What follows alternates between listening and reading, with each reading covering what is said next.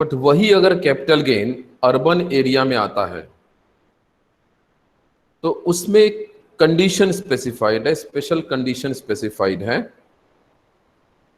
कि if the land is compulsory acquired by the government, if the land is compulsory acquired by the government, then it is exempted from tax, whereas in normal cases it will be taxed under capital gain. तो आज का जो topic है, आज जो हम discuss करेंगे कि ये एग्रीकल्चर इनकम में किस किस चीज को इंक्लूड किया जाएगा या किस इनकम को बोला जाएगा कि ये एग्रीकल्चरल इनकम है, या फिर ऐसा कुछ है कि एग्रीकल्चर लैंड पे आप कोई भी एक्टिविटी करो, उस एक्टिविटी से अगर इनकम आ रहा है तो एग्रीकल्चर इनकम कहलाएगा। तो इसको हमें क्लियर करना जरूरी है। तो हमें क्लियर क्या करना जरूरी है कि हम एग्रीकल्चर इनकम बोलेंगे किसको। उसको समझने से पहले ये एक क्वेश्चन है कि हम एग्रीकल्चर इनकम को एग्जम्पशन क्यों देना चाहते हैं। यस, ऑफ कोर्स स्पेसिफाइड है सेक्शन 10 में कि agriculture income is exempted from tax. तो आपके व्यू से, आपके नजरिए से, आपके व्यू से what do you think, why should agriculture income B exempted from tax? Yes, बताइए।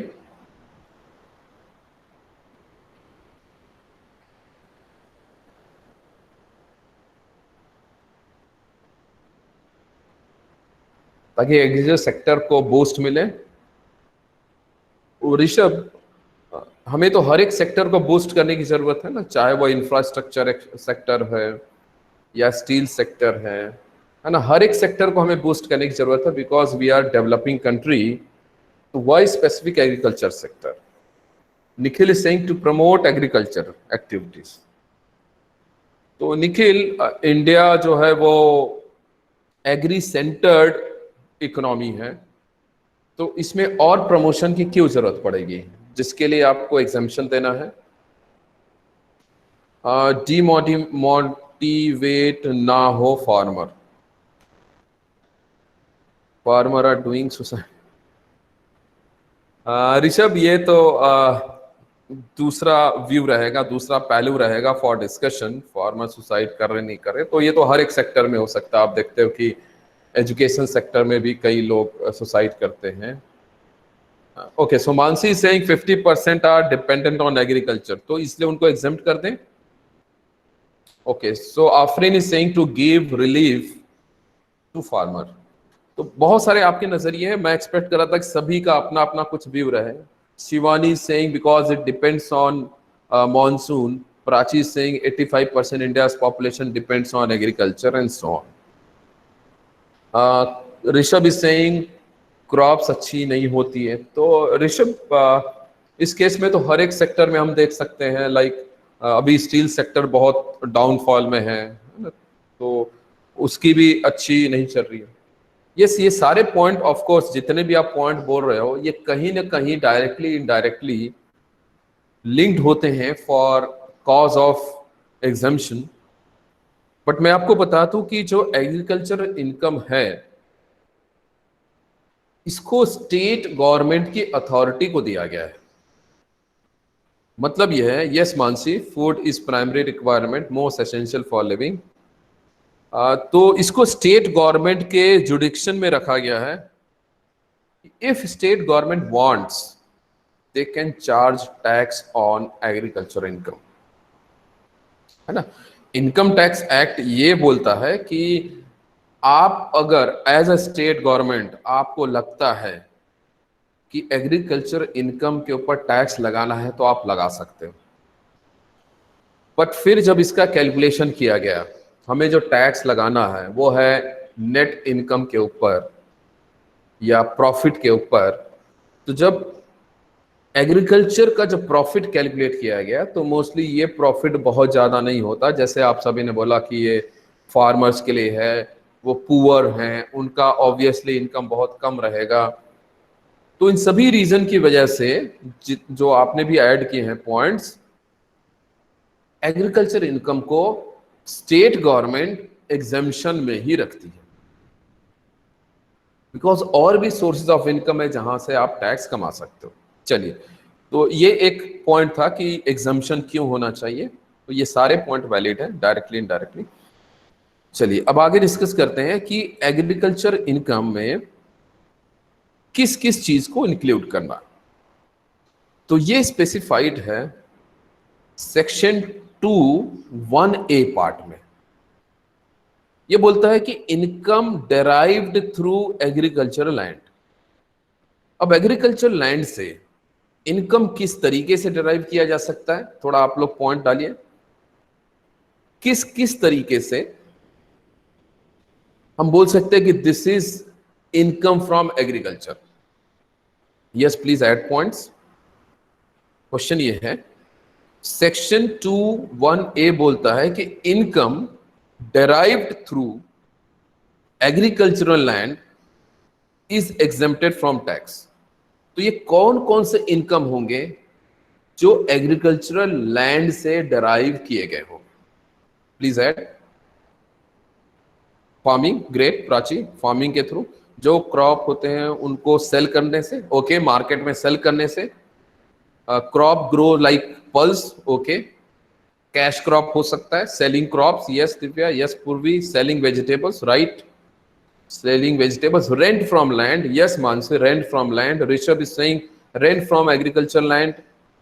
Not exempt crop cultivation, exempt warehouse development agriculture. Okay, warehouse वाला पार्ट को हम लोग डिस्कस करते हैं, but yes rent from agriculture land भी हो सकता है। Okay, Nikhil is saying income from farm house, Prachi saying farm house rent, my saying income earned or revenue derived from sources that include farming, land, building and commercial produce. Land given for cultivation to others. Okay, so land given means Neha here we earn rent, है ना, हमने अपने land को, agriculture land को किसी को rent पे दे दिया है।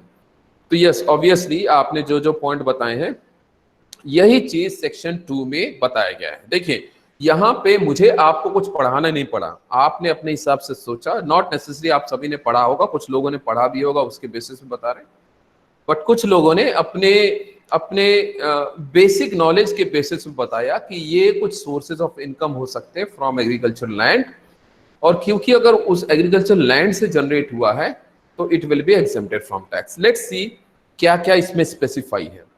ये स्पेसिफाई करता है, rightly said by many of you, any rent or revenue derived from land।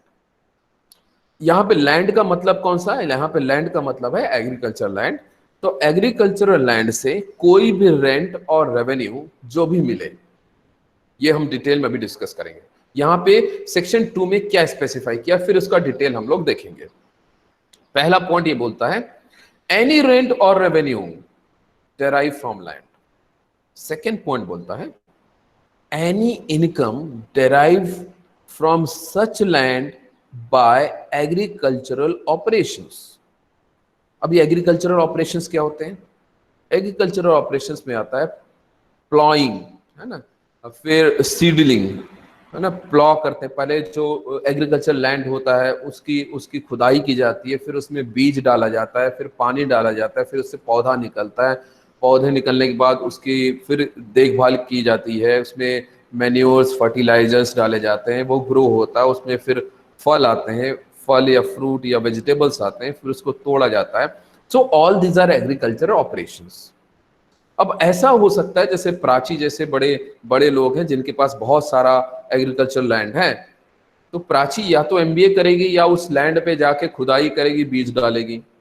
तो प्राची ने क्या किया, उस लैंड को किसी और को या तो रेंट पे दे दिया पूरा लैंड, या उसने लैंड को रेंट पे नहीं दिया बट इन ऑपरेशंस के लिए लोगों को हायर किया। तो ये उन लोगों का इनकम होगा। कौन सा इनकम होगा? Agricultural income. या ऐसा भी हो सकता है जैसे मेरे लोग हैं, मेरे जैसे लोग हैं ना, लॉकडाउन आ गया, क्या करें, तो किसी और के खेत पे जाके खुदाई कर रहे हैं, उससे इनकम जनरेट हो रहा है, मुझे सैलरी भी मिल रही है और यहां से एग्रीकल्चर इनकम भी मिल रहा है। तो ये जो एग्रीकल्चरल इनकम है दैट कैन बी एग्जेम्प्टेड। तो ये किस पार्ट में आ रहा है? एग्रीकल्चरल ऑपरेशंस पार्ट में आ रहा है। और from processing of agricultural produce, processing का क्या मतलब है कि जो एग्रीकल्चर का प्रोड्यूस आता है वो डायरेक्टली मार्केट में सेलेबल हो ऐसा जरूरी नहीं है। जैसे वेजिटेबल्स, ऑब्वियसली वेजिटेबल्स आपने तोड़ा और डायरेक्ट मार्केट में बेच दिया, वो जितना फ्रेश रहे जितना ताजा रहे उतना बिक्री होगी उसकी। But at the same time there are certain agricultural produce, जैसे कि चावल है ना, राइस है। तो जो चावल का कोई पौधा नहीं होता है, वो पैडी होता है ना, पैडी होता है। पैडी मतलब धान होता है, धान से चावल बनता है। चावल बनता है कैसे, मतलब धान में हस्क होता है, हस्क को रिमूव करेंगे तो वहां से राइस मिलता है। इसी तरीके से जैसे मेज, मक्का है मेज, तो वो तो भुट्टे के साथ मिलता है, तो उसको अलग किया जाता है ना, हर एक दाने को अलग किया जाता है। तो हम यहाँ पे ये जो ऑपरेशन कर रहे हैं, this is called processing of agricultural produce. या फिर आप ले लो कॉटन, तो कॉटन का जो पौधे से जो मिलता है that is a cotton bulb. Cotton bulb से कॉटन को अलग किया जाता है, फिर उसमें जो बीज होता है कॉटन के बीज को अलग किया जाता है, फिर उस कॉटन को मार्केट में सेल किया जाता है। So what we are doing, we are processing agricultural produce to make fit for marketing. Market के लिए फिट बना रहे हैं हम, मार्केट के लिए सेलेबल बना रहे हैं, इसको बोलते हैं प्रोसेसिंग ऑफ एग्रीकल्चरल प्रोड्यूस। ये जनरल चीजें हैं। इसी तरीके से सी पॉइंट बोलता है any income from farm building. Farm building जैसा आप कोई वेयर हाउस बोल रहा है, कोई फार्म हाउस बोल रहा है, तो any income from farm house, इसको भी हम एग्रीकल्चर इनकम में इंक्लूड करते हैं। अब ये 3 पॉइंट जो दिया गया है, इस 3 पॉइंट को हम बहुत ही डिटेल में अब डिस्कस करेंगे, ठीक है। जैसे अब यहां पे डिस्कस करते हैं कि एग्रीकल्चर इनकम इंक्लूड्स, पहला बोल रहा है, जो पहला हमने पॉइंट लिया था उसी को मैं डिटेल में बता रहा हूं। रेंट और रेवेन्यू इन कैश और kind derive from land. any rent or revenue which is received in cash or kind। अब मुझे यहां थोड़ा समझाइए, कैश तो समझ में आ रहा है ना, कि आपने अपने लैंड को कैश पे दे दिया। कैश पे दे दिया मतलब अपने एग्रीकल्चर लैंड को रेंट पे दे दिया और उसने रेंट आपको कैश फॉर्म में दिया। यहां पे काइंड फॉर्म का क्या मतलब है, यहां पे मैंने लिखा है स्टेटमेंट, रेंट और रेवेन्यू इन कैश और kind derive from agricultural land. Cash तो समझ में आ रहा है, काइंड से आप क्या समझते हो?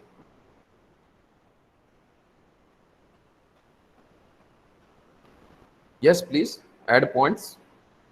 What do you understand by rent in the form of kind?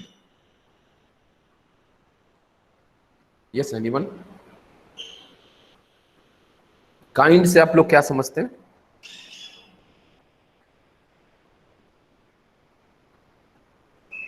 कोई भी नहीं? सो मे बी जो गुडविल रहता है, मतलब cash, not exactly cash but cash के बदले आप अपने मतलब गुडविल के हिसाब से आप जो लेते हैं, not sure. Goodwill, okay, goodwill जैसे Nikhil is saying something in change except cash. Yes sir. Nitya is saying give when in the form of goods and services, not in the money form, right? तो kind form इसको इस तरीके से समझिए कि like पूर्वी के पास एक अल्फेंजो का बाग है, बगीचा है, which is very rich, right? तो अब वो उस बगीचे को किसी को रेंट पे दे दिया। अब जिसने रेंट पे लिया है, बगीचे को रेंट पे लिया है, मतलब क्या, उस बाग में जितने भी पेड़ हैं आम के, उसका उसका ख्याल रखना है कि चिड़िया आके आम को नहीं खा रही या कोई पत्थर मार के आपके आम को नहीं तोड़ रहा है, उसका ख्याल रखना है। उसके बाद जब वो क्रॉप रेडी हो जाएगा, मतलब जो मैंगोज हैं वो रेडी हो गए फॉर मार्केट, तो उसको तोड़ा गया। उसका जो भी डिस्कशन है, जो भी एग्रीमेंट है पूर्वी और जिसने उस बाग को रेंट पे लिया है, यस, जिसने बाग को रेंट पे लिया, उनके बीच में जो भी एग्रीमेंट है कि 50-50 डिस्ट्रीब्यूशन होगा। इस केस में उस टेनेंट ने आपको 50% ऑफ जो प्रोड्यूस है को दिया, तो ये हो गया काइंड फॉर्म में। अब इस इतने सारे आम को, अब बाग है मतलब it may be in thousands of kilo या फिर टन्स में भी हो सकता है, तो इतने सारे आम तो हम नहीं खा सकते। तो अब मैं इस आम को मार्केट में बेचूंगा जिससे मुझे कैश मिलेगा। पर यहां पे ध्यान देंगे, मुझे जो रेंट मिला है वो काइंड फॉर्म में मिला है, मुझे मैंगोज ही मिले हैं। अब मैं इस मैंगो को मार्केट में सेल करूंगा तो मुझे कैश मिल रहा है, तो ये एक काइंड फॉर्म का रेंट हो सकता है। ऋषभ इज सेइंग लाइक हम एग्रीकल्चर लैंड को रेंट पे देते हैं और उससे वो क्रॉप प्रोड्यूस होता है, उसको कोई पर्टिकुलर प्रोड्यूस ओनर को देता है, राइट? वही है। जैसे लेट्स से पैडी है, पैडी मतलब धान जो होता है जिससे राइस निकलता है। पैडी वाले एग्रीकल्चर लैंड को हमने किसी एक फार्मर को रेंट पे दे दिया जिसके पास लैंड नहीं है, या फिर मैं खुद क्योंकि फार्मिंग नहीं कर पा रहा हूं तो मैंने अपने लैंड को किसी को रेंट पे दे दिया। अब वो क्या कर रहा है, जो पैडी प्रोड्यूस हुआ उसका एक पोर्शन मुझे देगा, मुझे वो कैश न देके वो जो एग्रीकल्चर प्रोड्यूस आया, आउटपुट आया, उस आउटपुट को मुझे देगा, तो वो मेरा रेंट इन काइंड फॉर्म में हो गया। और फिर मैं चाहूं तो उसको यूज करूं या फिर मैं चाहूं तो इसको मार्केट में सेल करके उसको कैश में कन्वर्ट कर सकता हूं, राइट? सो ये यहां पे मतलब है रेंट और रेवेन्यू इन कैश और kind derive from agriculture land, किसी भी फॉर्म में मिले इसे हम एग्रीकल्चर इनकम मानेंगे, एंड जैसा हमने ऊपर डिस्कस किया है it will be exempted from tax. ठीक, नेक्स्ट पॉइंट देखते हैं, इनकम फ्रॉम एग्रीकल्चरल ऑपरेशंस, है ना। ये दूसरा पॉइंट क्या बोल रहा है कि मेरे पास एग्रीकल्चर लैंड नहीं है, पर मैं किसी और के एग्रीकल्चर लैंड पे कोई भी एग्रीकल्चरल ऑपरेशन करता हूं, तो वहां से मुझे जो इनकम मिलेगा that will also B agricultural income. So any operation performed on agricultural land is also an agricultural income. तो जो भी हमने प्रोसेस का डिस्कशन किया है कि प्लॉइंग करना है ना, खुदाई करना है, बीज डालना है, पानी डालना है, फर्टिलाइजर्स डालना है, उसका ख्याल रखना है, और making the product fit for the market, ये सारे एग्रीकल्चरल ऑपरेशंस कहलाए जाएंगे। तो कोई भी एग्रीकल्चर ऑपरेशंस कर रहे हैं उसके थ्रू जो मुझे इनकम जनरेट होगा, मुझे जो इनकम मिलेगा, मैं कौन हूं? जिसने एग्रीकल्चरल ऑपरेशन किया है, जिसका लैंड नहीं है, जिसके ऑपरेशन किया है, उसको जो इनकम मिल रहा है that is also agricultural income, ये भी एग्जेम्प्टेड फ्रॉम टैक्स है। देन किसी भी पॉइंट में आपको डाउट होगा प्लीज आस्क। थर्ड पॉइंट बोलता है income from sale of product. Obviously agriculture income आएगा, कैसे? एग्रीकल्चर प्रोड्यूस को हमने, जो प्रोडक्ट हमें मिला या प्रोड्यूस जो मिला, इसको हम सेल कर रहे हैं, सेल करने से जो इनकम आ रहा है that will be the agricultural income.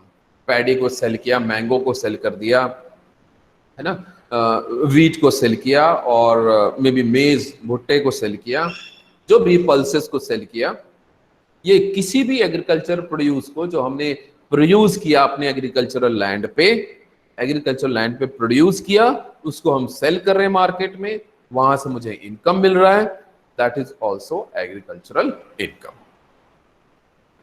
Next point है income from making product fit for the market. जैसा हमने पिछले स्लाइड में भी डिस्कस किया था कि हर एक प्रोडक्ट जो एग्रीकल्चर से जनरेट हो रहा है, एग्रीकल्चर लैंड से जनरेट हो रहा है, that may not necessary be fit for the market और ready to sell in the market. तो हम उसको मार्केट में सेल होने लायक बना रहे हैं। जैसे मैंने डिस्कस किया, कॉटन के बल्ब मिलते हैं, है ना, कॉटन के बल्ब को प्लग किया जाता है, फिर उससे कॉटन को अलग करते हैं, फिर उसके अंदर के बीज को अलग करते हैं, फिर उसको मार्केट में सेल किया जाता है। या फिर जैसे पैडी है, पैडी से हस्क को अलग करेंगे, फिर राइस मिलेगा, उस जो राइस मिल में होता है, दैट द प्रोसेस जो राइस मिलिंग होती है। तो पैडी से हस्क और राइस को अलग किया जाएगा और उस राइस को फिर मार्केट में बेचा जा रहा है।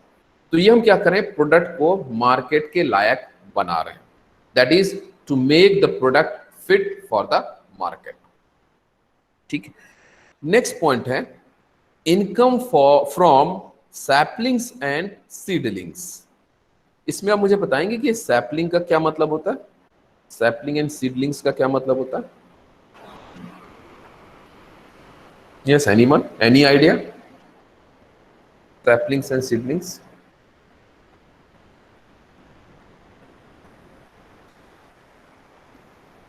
कोई भी idea? Seedlings, something related to seed separation? Okay, no idea.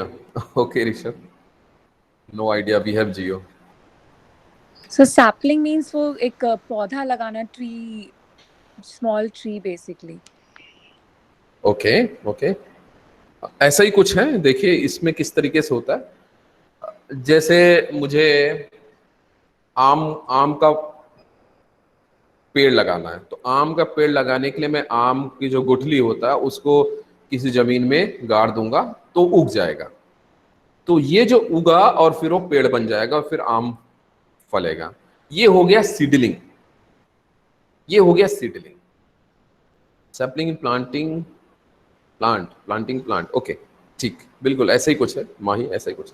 Seedling फिर से समझते हैं। जैसे मुझे गेहूं उगाना है, तो मैं अपने लैंड को प्लॉ करूंगा, उसकी खुदाई करूंगा, है ना, बराबर बनाऊंगा। उसके बाद मैं जो वीट है, जो गेहूं है, उसको स्प्रेड कर दूंगा पूरे लैंड पे, एग्रीकल्चर लैंड पे।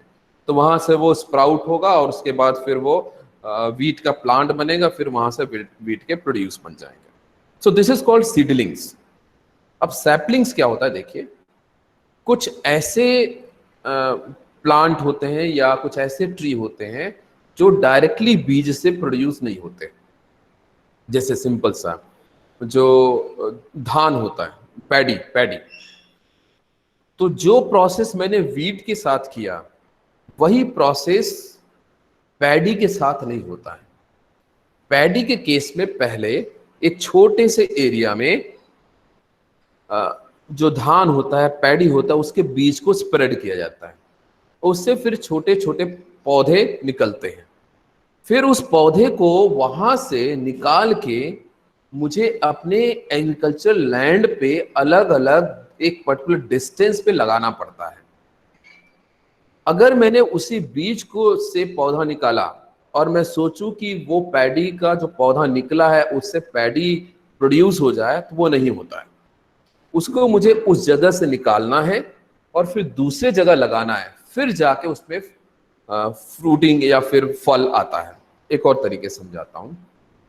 जैसे मोगरा होता है ना, मोगरा या बहुत सारे फ्लावर्स हैं, या लेट्स से ब्रिंजल है ना, बैगन है, ब्रिंजल। तो बैगन के बीज आप कहीं बो दोगे और वो बड़ा होके उससे बैगन के फल आए, तो नहीं होता है। बैगन के बीज को एक छोटे से एरिया में डालना पड़ता है, उससे छोटे छोटे पौधे निकलेंगे, फिर उस पौधे को वहां से निकालना है, उखाड़ना है और एक दूसरे जगह जाके लगाना है, तब जाके उसमें उसका फ्रूटिंग होगा, उसकी फ्लावरिंग एंड फ्रूटिंग होगी। तो ये जो प्रोसेस है, this is called saplings. Seedlings का मतलब है आप बीज डालो, पौधा बड़ा होगा, पेड़ बड़ा होगा और फल आने लगेगा। सैपलिंग्स का मतलब है सीड से डायरेक्टली फल नहीं बनेगा, सीड से पौधा बनेगा, पौधे को एक दूसरे जगह लगाना है, फिर उससे फल या फ्रूट जो भी है, फ्लावरिंग, वो होगी। This is called sapling. Clear हुआ क्या? सर सैपलिंग वो भी होता है क्या, जैसे कोई प्लांट है उसका ब्रांच तोड़ के देन उसको अगेन छोटे जो प्लांट्स रहते हैं उनके ब्रांच तोड़ के उसको वापस अगर मिट्टी में लगा देते तो वो अगेन रीग्रोथ हो जाता है? वो उसको भी इसी का प्रोसेस आप बोल सकते हो, बट वो हाइब्रिडाइजेशन का एक अलग प्रोसेस है ना, उसको कुछ और भी बोला जाता है वर्ड। बट यस, ये भी सैपलिंग का ही पार्ट में आएगा, ये सीडलिंग के पार्ट में नहीं आएगा, क्योंकि आप डायरेक्टली सीड से प्रोडक्ट प्लांट को प्रिपेयर नहीं कर रहे हो, है ना। आप पौधे से पौधा बना रहे हो या पौधे से फिर आप पेड़ को बना रहे हो, तो इसको सैपलिंग कहा जाता है। जो आप बोल रहे हो वो हाइब्रिड वाले जो आज प्रोड्यूस किए जाते हैं, उसको कुछ और वर्ड भी बोला जाता है, नॉट रिमेम्बरिंग दैट वर्ड। तो ये भी सैपलिंग का ही पार्ट है, सैपलिंग का ही पार्ट है, ठीक है। तो अब ये इनकम देखिए, आप नर्सरी में जाते हो तो नर्सरी से जो आप पौधा ले रहे हो और फिर अपने में भी जो किचन गार्डन है वहां पे लगा रहे हो या गमलों में लगा रहे हो, दैट इज सैपलिंग। और वही आप नर्सरी से कोई बीज खरीद के ला रहे हो और उसको लगा रहे हो, दैट इज सीडलिंग। तो सैपलिंग और सीडलिंग के थ्रू भी इनकम जनरेट होता है। जैसे नर्सरी के केस में आपको वो सैपलिंग भी दे रहा है और सीडलिंग भी दे रहा है। तो this is income from saplings और सीडलिंग्स। सो ये भी एग्रीकल्चर का ही पार्ट है और इसको हम एग्जेम्प्ट फ्रॉम टैक्स करते हैं। क्लियर है सभी को? यस और no? Please confirm. Yes Nitya, yes, okay Nikhil, everyone, yes, right, okay, thank you, okay Purvi, yes Dani. चलिए आगे बढ़ते हैं, एक दो और मजेदार है, इसको समझते हैं। Income from farm house, income from house, इसको मैं थोड़ा सा हटाता हूं क्योंकि इनकम फ्रॉम फार्म हाउस के बारे में आपने काफी कुछ, सभी लोगों ने बोला फार्म हाउस का income, income from farm house. तो फार्म हाउस के केस में अब ऐसा नहीं कि मेरा फार्म हाउस है, मैं सिटी में रहता हूं और मेरा फार्म हाउस है, और मेरे फार्म हाउस पे क्या होता है, वहां पे मैं अपने फार्म हाउस को किसी को रेंट पे दे रहा हूं। और रेंट पे किस तरीके से दे रहा हूं, तो मेरे जो फ्रेंड्स हैं वो उस फार्म हाउस पे जाते हैं, रुकते हैं और वो एक रेंट दे रहे हैं, है ना। किस लिए वहां जाके रुक रहे हैं? क्योंकि मेरा फार्म हाउस में चारों तरफ फल फूल प्लांटेशन है, तो ये हरियाली देखने के लिए लोग शहर से आ रहे हैं और उन्हें वो हरियाली बहुत अच्छी लग रही है। They want to enjoy, they have leisure time, है ना। वो अपने उस टाइम को एंजॉय करने के लिए मेरे फार्म हाउस को यूज कर रहे हैं। So that is not income which will be exempted from tax. Farm house, yes ये कंडीशन है प्राची, यस ये कंडीशन है, बट ये फार्म हाउस को हमें समझना है कि farm house should be used only for agricultural purpose. वहां पे जाके हम उस फार्म हाउस को रेंट पे अगर आप दे रहे हो तो obviously rent will be income from agriculture income माना जाएगा, जब वो फार्म हाउस केवल एग्रीकल्चरल पर्पस के लिए ही लिया गया है। फार्म हाउस को एग्रीकल्चर पर्पस के लिए कैसे लिया जा सकता है? तो देखिए, ये नॉर्मली फार्म हाउस जो कंडीशन आप बता रहे हो, मैं ये कंडीशन बताता हूं, फिर इसके बारे में हम लोग और अच्छे से डिस्कस करते हैं। यहाँ पे ये बताया गया है कि इनकम फ्रॉम फार्म हाउस के लिए ये 3 कंडीशन दिए गए हैं। ये 3 कंडीशन को हम समझ लेते हैं। ये 3 कंडीशन क्या है? पहला कंडीशन बोलता है the farm house should be immediate vicinity of agricultural land. Immediate vicinity का मतलब क्या है? इमीडिएट विसिनिटी का मतलब है it is very near to agricultural land. पास में रहना चाहिए, एग्रीकल्चरल लैंड के पास में रहना चाहिए। ऐसा नहीं है कि मेरा शहर में फार्म हाउस है और उस फार्म हाउस को मैं मैरिज हॉल के रूप में यूज कर रहा हूं, या किटी पार्टी के लिए यूज कर रहा हूं, या किसी फंक्शन के लिए यूज कर रहा हूं, मैंने ऊपर लिख दिया farm house. So that will not, as per income tax act, that is not a farm house. Farm house should be in the vicinity of agriculture land, मतलब एग्रीकल्चर लैंड में ही बना होना चाहिए, एग्रीकल्चर लैंड के पास ही बनाना होना चाहिए, शहर में नहीं होना चाहिए। ठीक है, तो ये पहला कंडीशन है। दूसरा कंडीशन बोलता है should be used for agricultural purpose only. तो फार्म हाउस का यूज क्या होगा? जैसा प्राची ने बोला, यस टू स्टोरेज पर्पस के लिए यूज होना चाहिए, पर स्टोर किसको करेंगे? एग्रीकल्चर प्रोड्यूस जो आया उसको। ऑब्वियसली जैसे ही आपने एग्रीकल्चर प्रोड्यूस निकाला, उसको तुरंत मार्केट में आप नहीं ले जा सकते। आप उसको फिट फॉर मार्केट बना रहे हो, या उसकी पैकेजिंग करनी है, या कुछ दिन के लिए आपको वहां कहीं स्टोर करके रखना है। क्योंकि अगर आप लैंड पे ही छोड़ दोगे तो हो सकता है बारिश आ जाए, हो सकता है चोरी हो जाए, या हो सकता है कि कोई जानवर आके उसको डिस्ट्रॉय कर दे। तो आप क्या करोगे? जो एग्रीकल्चर आउटपुट आया उसको आप उस फार्म हाउस में स्टोर करोगे। स्टोर करने के बाद हो सकता है कि आप उसमें उसका स्क्रीनिंग कर रहे हो, अच्छे टमाटर अलग कर रहे हो, थोड़े दबे अलग कर रहे हो, कच्चे वाले को अलग कर रहे हो, बड़े वाले को अलग कर रहे हो। तो ये जो प्रोसेस है ये आप अपने फार्म हाउस पे कर रहे हो, या इन सब प्रोसेस के लिए आप किसी को रेंट पे रखे हो, या इन सब ऑपरेशन के लिए आपने अपने फार्म हाउस को किसी और को रेंट पे दिया है ना। ऐसा जरूरी नहीं कि एवरीडे आपके फार्म हाउस में आपका एग्रीकल्चर प्रोड्यूसर है, या फिर ऐसा भी हो सकता है कि आप अपने एग्रीकल्चर प्रोड्यूस को वहां पे स्टोर नहीं करना चाहते, डायरेक्टली आपने मार्केट में बेच दिया और उस फार्म हाउस को आप दूसरे फार्मर को रेंट पे दे रहे हो। तो दूसरा फार्मर उस पे क्या करेगा? दूसरा फार्मर उस पे अपने एग्रीकल्चर प्रोड्यूस को स्टोर कर रहा है या अपने एग्रीकल्चर प्रोड्यूस को प्रोसेस कर रहा है। तो ये सारे एग्रीकल्चरल पर्पस कहलाएंगे। तो ऐसे कोई भी एक्टिविटी अगर फार्म हाउस पे किया जा रहा है which is in the vicinity of agriculture land, तो ये एग्रीकल्चर इनकम माना जाएगा और इसको एग्जेम्प्ट फ्रॉम टैक्स बोला जाएगा। थर्ड कंडीशन थोड़ा ध्यान से सुनेंगे। थर्ड कंडीशन बोलता है either assessed to land revenue और सिचुएटेड इन रूरल एरिया। यहां ध्यान दीजिए, फार्म हाउस अगर रूरल एरिया में है और ऊपर के दो कंडीशन को फुलफिल कर रहा है तो इनकम जो भी जनरेट हुआ है it will be exempted from tax. अगर यही फार्म हाउस अर्बन एरिया के एग्रीकल्चरल लैंड पे है, मतलब फार्म हाउस एग्रीकल्चरल लैंड पे ही बना है, फर्स्ट टू कंडीशन फुलफिल कर रहा है, क्या? Immediate vicinity of agricultural land, दूसरा एग्रीकल्चर पर्पस ही किया जा रहा है, लेकिन ये जो एग्रीकल्चरल लैंड है वो अर्बन एरिया में है, तो उस केस में अगर लैंड रेवेन्यू दिया गया है, लैंड रेवेन्यू पे किया गया है, तभी इसको एग्रीकल्चर इनकम माना जाएगा। थोड़ा ध्यान समझेंगे। लैंड रेवेन्यू का यहां पे मतलब यह है लगान पे हुआ है, तो है ना, ये वर्ड लगान है ना, लगान माफ कर दिया जाएगा। तो वो लगान मूवी भी है कि क्रिकेट मैच जीत जाता है आमिर खान एंड टीम, तो लगान माफ हो गया। तो लगान किस पे है? लगान लगता है एग्रीकल्चर लैंड पे भी लगता है, बट अब वो हट गया है।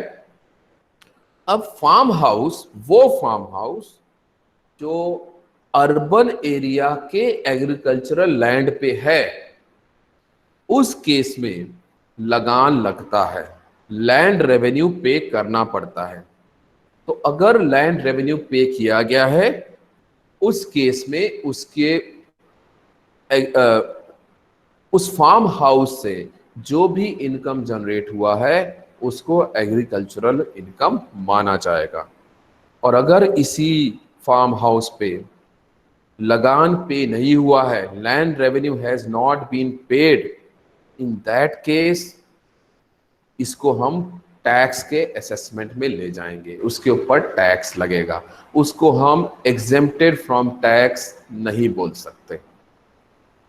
तो इनकम फ्रॉम फार्म हाउस के लिए ये तीन कंडीशन फुलफिल होने चाहिए। पहला, it should be immediate vicinity to the agricultural land, मतलब एग्रीकल्चरल लैंड के पास ही होना चाहिए, ऐसा नहीं होना चाहिए कि वो शहर में है, ऐसा नहीं होना चाहिए कि दो किलोमीटर दूर है, that will not be a farm house. Second condition, उस फार्म हाउस का यूज केवल एग्रीकल्चरल पर्पस के लिए किया जाना चाहिए, एंजॉयमेंट के लिए, किटी पार्टी के लिए या मैरिज हॉल के लिए यूज नहीं किया जाना चाहिए।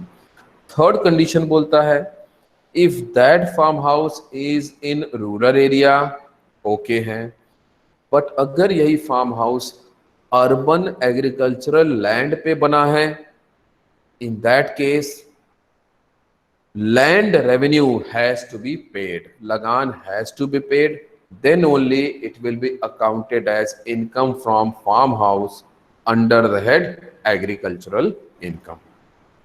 क्या ये क्लियर हुआ ये तीनों पॉइंट? कोई डाउट है तो पूछेंगे।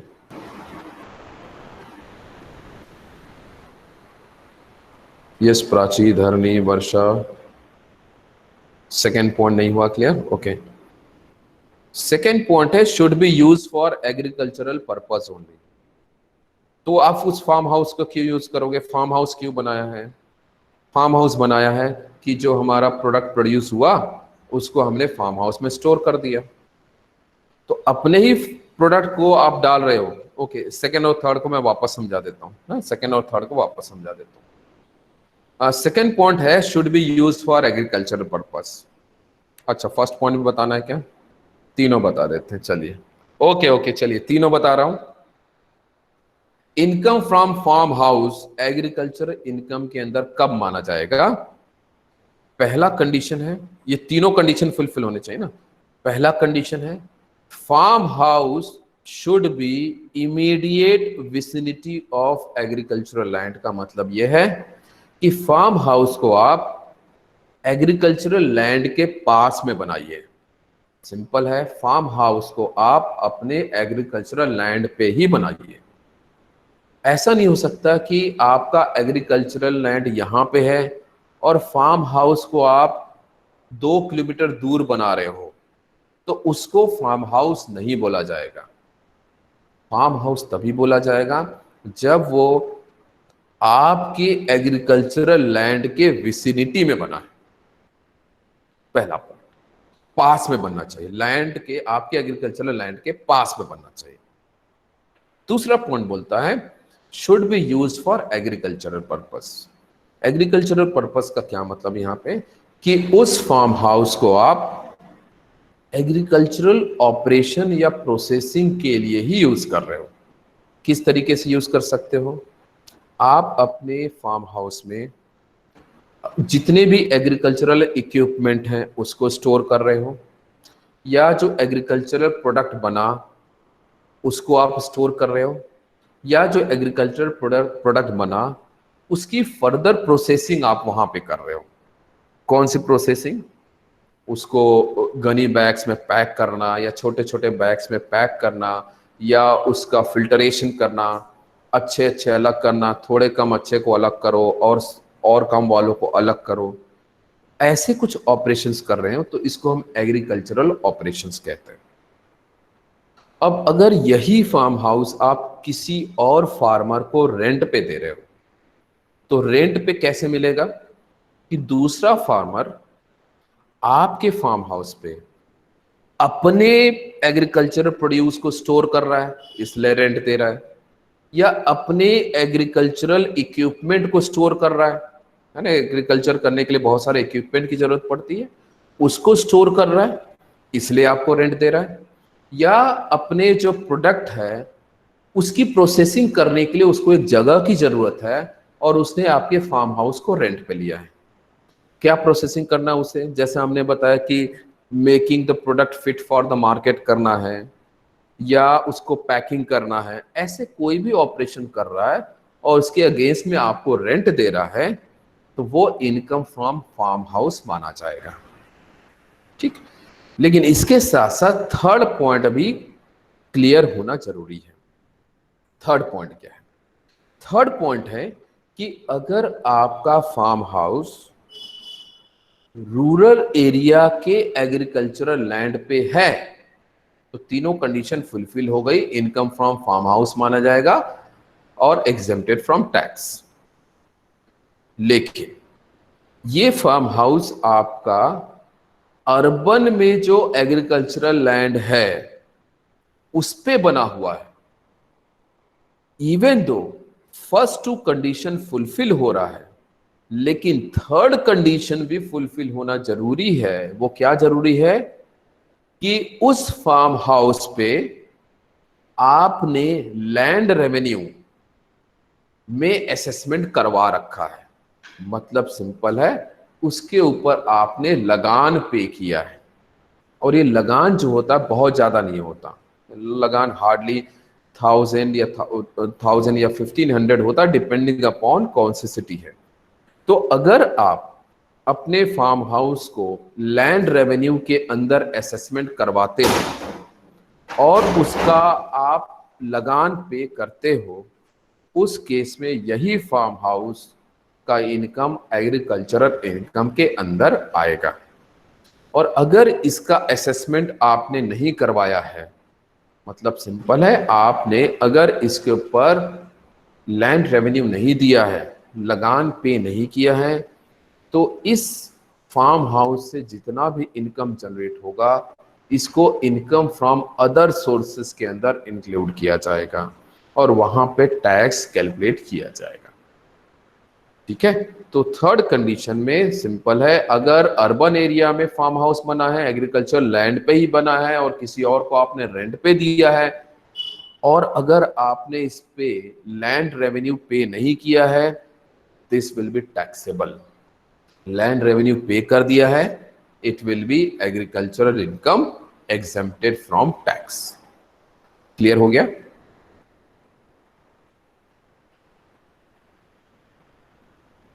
सभी को क्लियर हुआ? सारे पॉइंट क्लियर हो गया? मुकेश, सारे, नेहा? यस यस, सभी का क्लियर हो गया।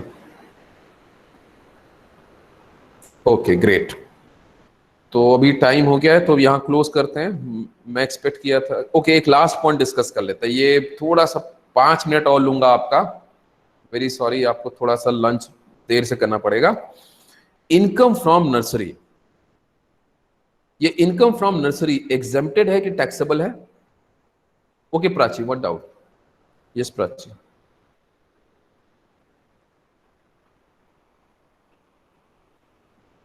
Is ownership matters in driving agricultural income? Is owner के अलावा भी कोई? यस ऑफ कोर्स, जैसा मैंने बताया था, मेरा कोई एग्रीकल्चरल लैंड नहीं है, पर मैं किसी और के एग्रीकल्चरल लैंड पे जाके कोई भी एग्रीकल्चरल ऑपरेशन करता हूं, तो वहां से जो मुझे इनकम जनरेट होगा, जिसको दिहाड़ी बोलते हैं ना, कॉमन लैंग्वेज में यहाँ पे दिहाड़ी बोला जाता है, तो उस एग्रीकल्चर लैंड पे मैं कोई भी एग्रीकल्चरल ऑपरेशन कर रहा हूं, तो जो मुझे इनकम मिलेगा, that will also be called as agricultural income. इसको हम इनकम फ्रॉम अदर सोर्सेस में नहीं ले जाएंगे, इसको एग्रीकल्चरल इनकम ही बोला जाएगा। जैसे देखिए, पूर्वी के पास वो अल्फांसो का बाग था, बहुत बड़ा सा बाग था, तो she is not able to take care of that बाग ना, तो उसने क्या किया कि किसी और को हायर किया, केयर टेकर।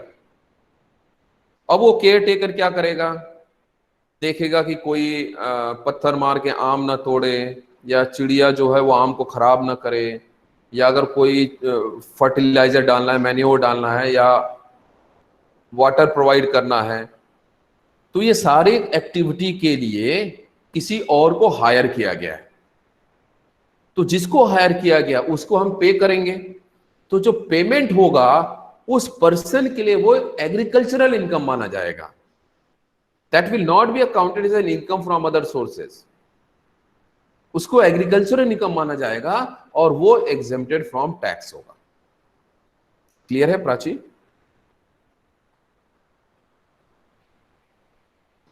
ओके, चलिए लास्ट पॉइंट मैं डिस्कस कर लेता हूं, सो दैट ये वाला पार्ट कंप्लीट हो जाए। इनकम फ्रॉम नर्सरी एग्जेम्प्टेड है कि टैक्सेबल है? और आपने यहां लिखा तो एग्जेम्प्टेड ही होगा, एग्जेम्प्टेड है। ओके, मैं आपको यहां बता दूं कि 2000 है ना, 99 के बाद 2000 आया था, तो ईयर 2000 के पहले इनकम फ्रॉम नर्सरी को पीजीबीपी के अंदर रखा जाता था। फिर से बता रहा हूं, 2000 के पहले तक income from nursery was accounted as income from PGBP. इसको बिजनेस का पार्ट माना जाता था। ये बिजनेस का पार्ट क्यों माना जाता था? So it's way back in 1957 किसी ने नर्सरी इनकम को एग्रीकल्चरल इनकम के लिए केस फाइल किया था, और उस समय जजमेंट आया। क्या जजमेंट आया? नर्सरी के लिए, क्या आप एग्रीकल्चर लैंड को यूज कर रहे हो? यहाँ पे आसपास आप नर्सरी देखते हो, है ना, नर्सरी जो देखते हो, तो क्या वो अपने एग्रीकल्चरल लैंड को यूज कर रहा है? नहीं यूज कर रहा है। वो ये सारे फूल फल सब्जियों के जो पौधे हैं, वो या तो पुणे से मंगा रहा है, या बेंगलोर से मंगा रहा है, या नोएडा से मंगा रहा है। ट्रक से आ रहा है, गमलों में आ रहा है, उस गमले को वो रख रहा है और फिर उसी गमले को बेच रहा है। तो ये तो ट्रेडिंग एक्टिविटी हुई ना, ये एग्रीकल्चर एक्टिविटी कैसे हुई बताइए? क्लियर हुआ मैंने क्या बोला? फिर से देखिए, मैंने अपने लैंड से पैडी जनरेट किया और उसको प्रोसेस किया राइस फॉर्म में। उस राइस को जब मैं बेचूंगा तो वो मेरे लिए एग्रीकल्चरल इनकम है। और ये मैं राइस किसको बेच रहा हूं? मैंने एक रिटेलर को बेचा, तो ये मेरा एग्रीकल्चरल इनकम है। पर वो रिटेलर के लिए वो एक बिजनेस एक्टिविटी है, वो एक ट्रेडिंग एक्टिविटी है। वो रिटेलर क्या कर रहा है? मेरे से जो राइस खरीदा वो बाकी लोगों को बेच रहा है, तो उसको टैक्स देना है। वो उसका एग्रीकल्चरल इनकम नहीं हुआ, मेरा एग्रीकल्चर इनकम हुआ, क्योंकि मैंने अपने लैंड में पैडी जनरेट किया, प्रोड्यूस किया और उस पैडी से राइस बनाया, उस राइस को मैं बेच रहा हूं, तो वो मेरा एग्रीकल्चरल प्रोड्यूस है। बट जिसने उस राइस को खरीदा और वो फर्दर अगर सेल कर रहा है तो वो उसके लिए एग्रीकल्चर प्रोड्यूस नहीं है, वो उसके लिए एग्रीकल्चर इनकम नहीं है। आई होप ये क्लियर है टू एवरीवन। यस, सभी को एक बात क्लियर है? Okay great. अब यहां देखिए, नर्सरी के केस में भी ऐसा ही हो रहा है। पौधा कोई और उगा रहा है, मतलब सैपलिंग्स और सीडलिंग्स कोई और कर रहा है और वो गमलों में डाल के आपको बेच रहा है, तो उसके लिए तो ये एग्रीकल्चरल इनकम हुआ, क्योंकि वो सैपलिंग्स और सीडलिंग प्रोसेस कर रहा है, उसके लिए एग्रीकल्चरल इनकम हुआ। लेकिन मैं नर्सरी वाला, मैंने उन गमलों को खरीदा और इन्हीं गमलों को मैं सेल कर रहा हूं, तो ये तो एक रिटेल एक्टिविटी हो गया ना, ये तो एक ट्रेडिंग एक्टिविटी हो गया। तो 1957 में इसको केस फाइल किया था किसी नर्सरी वालों ने कि मुझे टैक्स क्यों देना है। तो कोर्ट ने यही जजमेंट दिया था कि क्या, क्वेश्चन पूछा, क्या तुमने पौधे उगाए? नर्सरी वाले ने बोला कि नहीं। क्या तुमने उस पौधे को गमले में डाला? नर्सरी वाले ने बोला नहीं। क्या उस पौधे का आपने खाद ख्याल रखा? इसने बोला नहीं। तो आपने रेडीमेड लिया और उसको बेच दिया, तो ये तो ट्रेडिंग एक्टिविटी हुई, इसमें एग्रीकल्चरल ऑपरेशन कहाँ है? इसलिए 1957 का जजमेंट आया, कोर्ट का, सुप्रीम कोर्ट का जजमेंट था। सुप्रीम कोर्ट का जजमेंट था कि any income from nursery is PGBP. तो 1957 से 2000 तक, 99 तक ये पीजीबीपी के हेड के अंदर था। फिर 2000 में मद्रास हाई कोर्ट में, सुप्रीम कोर्ट में भी नहीं, मद्रास हाई कोर्ट में एक केस फाइल हुआ। केस फाइल करने वाला नर्सरी वाला था। अब उस नर्सरी वाले ने बोला कि सर, इस पे मुझे ऑब्जेक्शन है।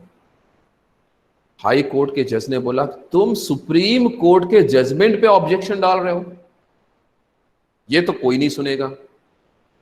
तो उस नर्सरी वाले ने बोला कि सर मेरी बात सुनिए, छोटी सी बात सुनिए, उसके बाद अपना जजमेंट दीजिए। यस। नर्सरी वाले ने बोला कि मैं सारे गमलों को बाहर से तो नहीं खरीद रहा हूं, ठीक है, मैं कुछ पौधों को खुद भी बना रहा हूं, बहुत अच्छी बात है। तो जिस पौधे को मैं खुद बना रहा हूं और उसको नर्सरी में बेच रहा हूं, उसके ऊपर मुझे टैक्स क्यों देना है? वो तो मेरा एग्रीकल्चर प्रोड्यूस हुआ। यस, बिल्कुल एग्रीकल्चर प्रोड्यूस हुआ। तो अब यहां पे आपको ये जजमेंट लेना पड़ेगा कि जो सीडलिंग या सैपलिंग मैं खुद कर रहा हूं उस पे मुझे टैक्स नहीं देना। जज ने बोला बिल्कुल सही है, इस पे तुम्हें टैक्स नहीं देना है, लेकिन जो तुम बाहर से मंगा रहे हो, जो तुम खुद प्रोड्यूस नहीं कर रहे हो, उसके ऊपर टैक्स देना है। देना चाहिए कि नहीं देना चाहिए? यस और नो, देना चाहिए कि नहीं देना चाहिए? क्योंकि आप उसको खुद प्रोड्यूस नहीं कर रहे हो, उसका गमले में भी नहीं है, आप डायरेक्टली गमला मंगा रहे हो और उसको ट्रेड कर रहे हो, तो इस पे टैक्स देना चाहिए। यस बोलिए, यस बोलिए, यस देना चाहिए, बिल्कुल सही, देना चाहिए, देना चाहिए, है ना। जज ने भी यही बोला कि देना चाहिए। और जो नर्सरी वाला है वो थोड़ा सा दिमाग रखता था, उसने बोला कि सर बिल्कुल सही है कि वो मैंने पौधे जो है पुणे से, नोएडा से मंगाया, लेकिन जब मैं मंगा रहा हूं तो ऐसा तो कहीं भी नहीं हुआ कि ट्रक खड़ी है, वहां से आया ट्रक गमलों के साथ और ट्रक खड़ा है और पूरी लाइन लगी हुई है उन गमलों को खरीदने के लिए। ऐसा तो कभी नहीं होगा। मुझे उन गमलों को अपने जगह पे डाउनलोड करना है, उतारना है, रखना है। अब रखते ही लोग खरीद नहीं लेंगे, मुझे उसमें पानी डालना है, पानी डालते ही लोग नहीं खरीद लेंगे। जज बोल रहा है हाँ ठीक है नहीं खरीदेंगे। मुझे उसमें खाद भी डालना है, ठीक है बहुत अच्छी बात है, बिल्कुल सही बात है। खाद डालते भी लोग नहीं खरीद लेंगे, मुझे उसका थोड़ा ख्याल भी रखना है, फर्टिलाइजर डालना है, पेस्टिसाइड्स डालना है, धूप से बचाना है, फार्म हाउस में रखना है, फिर मुझे नर्सरी में लाना है और फिर बेचना है। सही बोल रहे हो, एकदम सही बोल रहे हो, जज बोला। यस प्राची, तो इस केस में मैं नर्सरी वाला उस पे एग्रीकल्चरल ऑपरेशन कर रहा हूं। जज भी फंस गया, जज भी अपने बातों में फंस गया कि यस ये सारे ऑपरेशन तो एग्रीकल्चरल ऑपरेशन है, तो अगर ये एग्रीकल्चरल ऑपरेशन है तो ये तो एग्रीकल्चरल इनकम माना जाएगा, तो इसके ऊपर टैक्स क्यों देना है। तो अब जज इस बात में फंसा है कि मैं सुप्रीम कोर्ट के जजमेंट को 1957 से आज तक किसी ने उसको चैलेंज नहीं किया और आज मैं उसको गलत कैसे साबित कर दूं। तो उस केस में सुप्रीम कोर्ट को रिस्पेक्ट देते हुए मद्रास हाई कोर्ट ने ईयर 2000 में एक्ट में ही अमेंडमेंट कर दिया है। उस जजमेंट को चैलेंज नहीं किया, एक्ट में चेंजेस कर दिए। और एक्ट में क्या चेंज किया, सेक्शन 2A जो एग्रीकल्चर का ही सेक्शन है उसमें एक एक्सप्लेनेशन डाल दिया, और एक्सप्लेनेशन में यह डाला कि any nursery activity in which there is agricultural operation those will be exempted from tax. अब यहां पे सिंपल इन्फ्रेंस ये आया, नर्सरी की हर एक एक्टिविटी में एग्रीकल्चरल ऑपरेशन होना ही है। ट्रक से डायरेक्टली कोई कस्टमर परचेज नहीं करेगा, गमले को नीचे उतारना ही है, उसमें पानी डालना ही है, उसमें फर्टिलाइजर डालना ही है, उसमें पेस्टिसाइड डालना ही है, उसका ख्याल रखना ही है। इसीलिए 2000 ऑनवर्ड उस एक्सप्लेनेशन के साथ एग्री इनकम फ्रॉम नर्सरी को एग्रीकल्चरल इनकम में डाला गया, which is exempted from tax. I hope ये काफी क्लियर है। आपको बस सिंपल से इतना याद रखना है, income from nursery is exempted from tax. 2000 के पहले आपसे कोई मतलब नहीं, मुझे जस्ट ये एक्सप्लेनेशन देना था, मैंने आपको समझा दिया। टाइम काफी हो गया, एनी डाउट, कोई डाउट है तो पूछिए, else will close here. Okay Rishabh, thank you. No doubt, okay Mukesh, okay Mahi, Prachi, okay so thank you everyone. I hope ये पॉइंट क्लियर हो गया।